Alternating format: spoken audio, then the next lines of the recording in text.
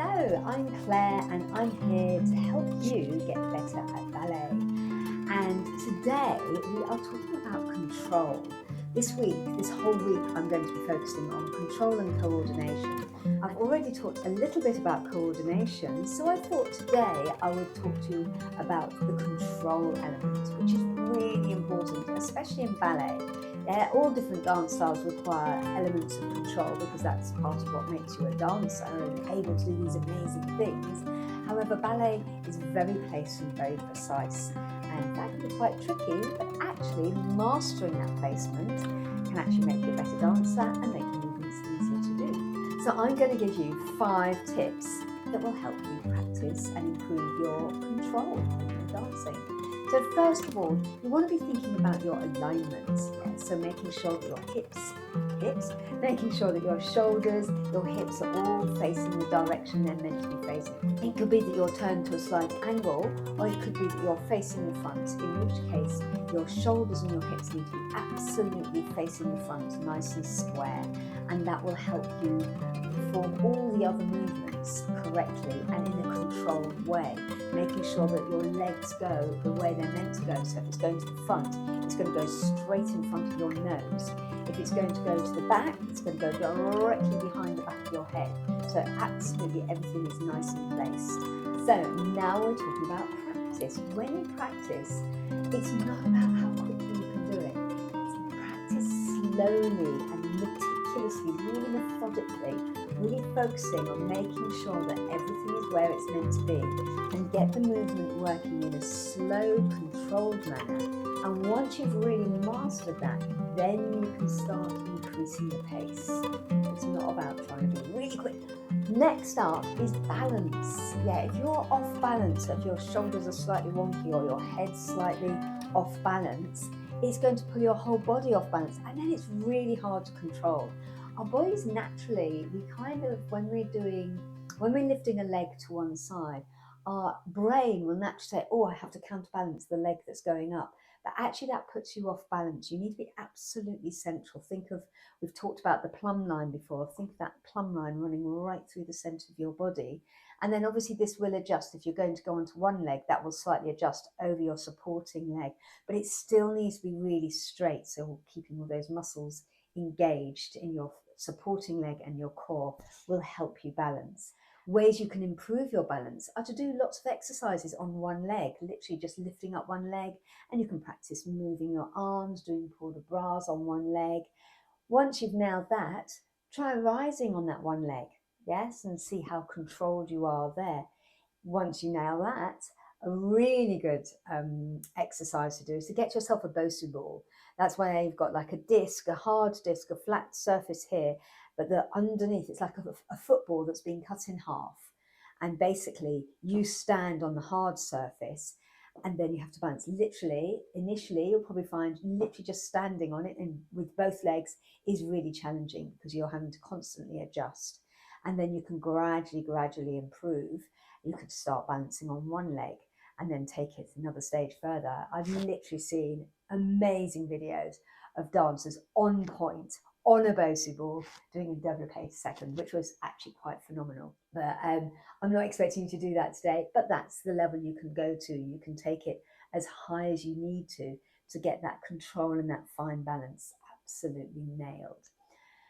Then we want to think about our turnout. Another reason for having turnout in ballet is it gives you that control. It's like tightening all the nuts and bolts on a crane, yes? When you see a crane, it's got an arm out there, it's going to lift like heavy items and it needs ballast, yeah? So on a crane, you've got weight at the base of the crane, which creates the ballast. And obviously all the nuts and bolts of the actual girders are really nice and strongly tightened so that it's not wobbling. Same with you. The ballast is actually your muscles engaging and making sure your weight is correctly placed over your supporting leg. And also the control is also created by engaging the correct muscles and using that turnout. It creates what's called torque with your legs, which is Torque, not Talk.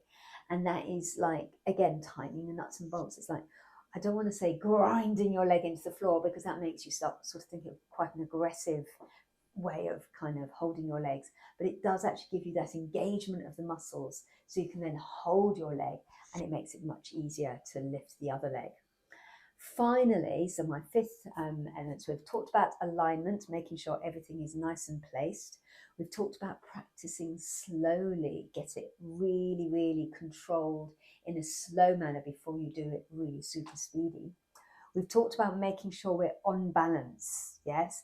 Just your eye line being slightly high throws the weight of your head back, which will pull you off balance, and again, make it harder. You can control yourself when you're in that position, but it's that much more challenging. You're having to engage all your muscles just to stay still, whereas if you're looking out to the horizon and you're absolutely placed, it's much easier. So I've talked about alignment, slow practice, our balance. We've talked about holding our turn out, actually turning our legs out in order to give us that extra sense of control in our supporting legs. And finally, we talk about visualization. This might sound a bit out there. However, lots of athletes use this method. If you literally close your eyes and see yourself performing the movement as you know in your head how it's meant to be, so you know that it's meant to be beautifully lifted and held in the core, turned out on that supporting leg, and you know that you're meant to peel that foot and slowly slide it up. Your, say for a développé I'm talking about in my head, I didn't say that. So if I was to perform a développé in my head, I'd get myself with my weight absolutely center. I'd peel that foot off the floor. I'd slide my little toe up the shin, and I'd make sure that all the correct muscles were engaged in my head. And I'd imagine that happening and that leg unfolding beautifully with me absolutely perfectly balanced, with the alignment absolutely placed directly in front of me, if that's what I was doing. And just by visualizing it, you're actually rehearsing the process that your brain will use when you go to do it. And actually, there's a really nifty process that happens because there's an element of not confusion, but sometimes when you think something through or when you act something through, your brain doesn't actually register the difference. Still the same process that goes on up here, whether you're actually physically doing it or not. So it is a form of rehearsal. I'm not saying just think of it in your head. Don't ever practice it, because it's good to get that connection between your body and your brain. However, imagining yourself doing it correctly and actually seeing yourself in your mind's eye doing it correctly with beautiful control, using all the methods you've been taught in your classes, really helps and can actually help you improve, even though you're not physically doing it. So those are my 5 tips today.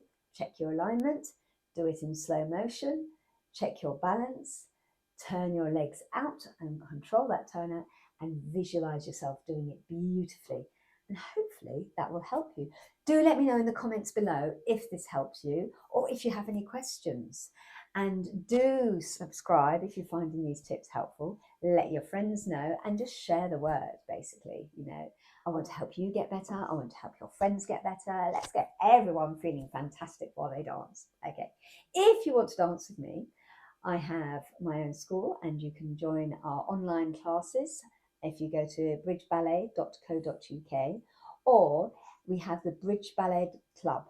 Yeah, so if you go to bridgeballet.club, there you can sign up for less than the price of a coffee and a cake a month, and you can get unlimited ballet classes anytime you like, 24/7, 365 days a year. You could even do it 3 o'clock in the morning on Christmas Day if you fancied.